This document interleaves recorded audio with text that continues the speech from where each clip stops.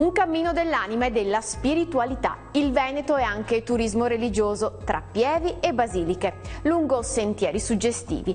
Vi portiamo nella Valle Agredo, sulle orme di Sant'Antonio, alias Fernando di Buglione, che nasce a Lisbona.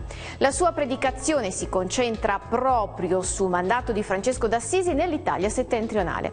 Il 13 giugno 1231 si trova a Campo San Piero quando accuserà un malore.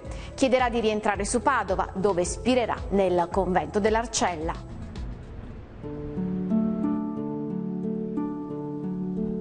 Un elogio alla lentezza, alla riflessione e al dialogo con se stessi, una via legata alla spiritualità e ai sentimenti più intimi. Il cammino di Sant'Antonio, tanto per citarne uno, che in Veneto conta i suoi ultimi chilometri, è un itinerario che ha trovato un nuovo fervore. Complice l'emergenza di questa primavera, il distanziamento sociale che ha amplificato l'avvicinamento con se stessi. Ogni anno si ripercorre questo, idealmente, il percorso che Antonio stesso fece, cioè da Padova a Campo San Piero e viceversa. È un cammino ormai strutturato, il cammino di Sant'Antonio, di cui si può avere notizia anche nel sito adesso dedicato, e che porta qui tantissimi pellegrini a piedi, i quali si procurano la carta del pellegrino e di tappa in tappa, vale a dire Campo San Piero, Arcella, che è il luogo della morte, e la Basilica del Santo, possono farsi mettere il timbro che attesta appunto l'avvenuto pellegrinaggio. Il Musone dei Sassi e il Cammino di Sant'Antonio sono particolari perché è un itinerario, è un cammino lento di devozione religiosa, quindi questa è la sua anima. È lungo 25 km, l'ultimo tratto quindi del cammino parte da Campo San Piero e arriva alla Basilica del Santo e una tappa intermedia è prevista all'Arcella col santuario dell'Arcella. Questo percorso di 25 km è stato percorso dal santo, da Sant'Antonio nel 1231, morente, e infatti all'Arcella è deceduto e poi ha finito il trasporto fino al santuario.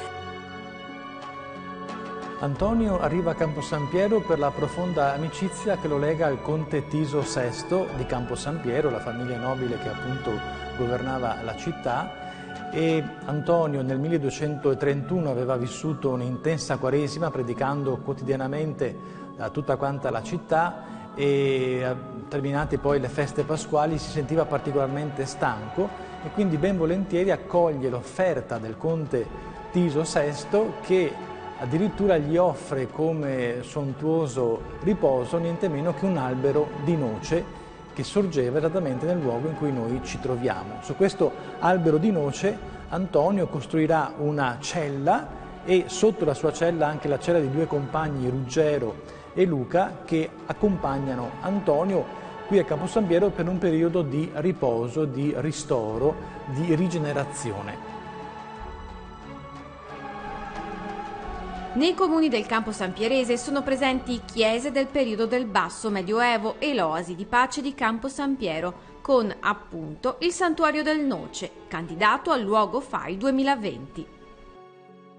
Campo San Piero ricorda, diremo, della vita di Antonio due momenti importanti, appunto uno legato all'albero del noce, come appena detto, in cui è rappresentato proprio in questa quarto di luna di Girolamo da Tessari, che qui ha, diremo, lasciato le sue opere nel 1530, Girolamo di Tessari detto anche del Santo, che appunto ricorda Antonio che sale sull'albero per riposare, ma in realtà la folla desidera talmente sentire la sua parola che questo albero di noce da eremo si trasforma in pulpito, dal quale appunto Antonio annuncia il Vangelo e il Regno di Dio. Secondo la tradizione, Antonio ebbe qui a Campo San Piero la visione del bambino Gesù e quindi all'interno del santuario, anzi potremmo dire che il santuario è stato costruito intorno a questa cella che ricorda il luogo dove appunto Antonio ha avuto questa esperienza mistica dell'incontro con il divino bambino.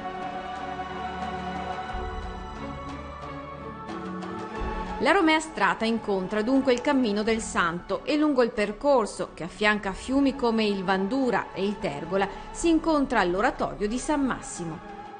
La chiesetta si trova nel territorio di Villa del Conte, a Borghetto di Villa del Conte, e si può raggiungere a piedi, come fanno i pellegrini che giungono dal nord Europa attraverso la Valle del Brenta, che ancora è una via che ricalca le orme dei pellegrini del Medioevo.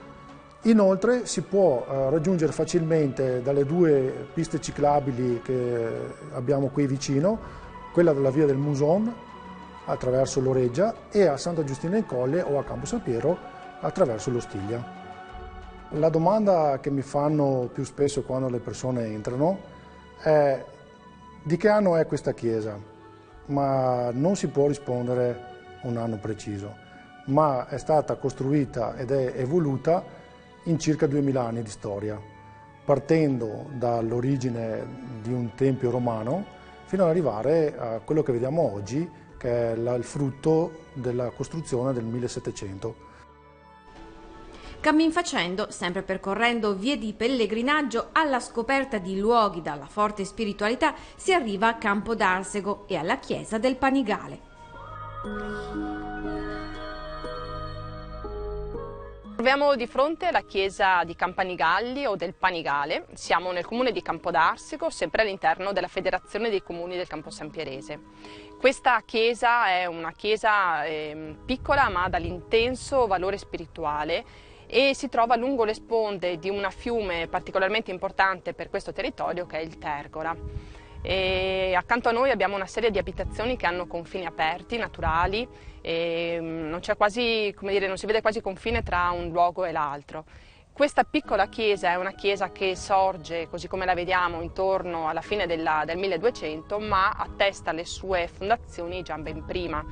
Abbiamo idea che una chiesa precedente sia stata eretta tra il VII e l'VIII secolo, quindi dobbiamo dire un po' l'epoca longobarda.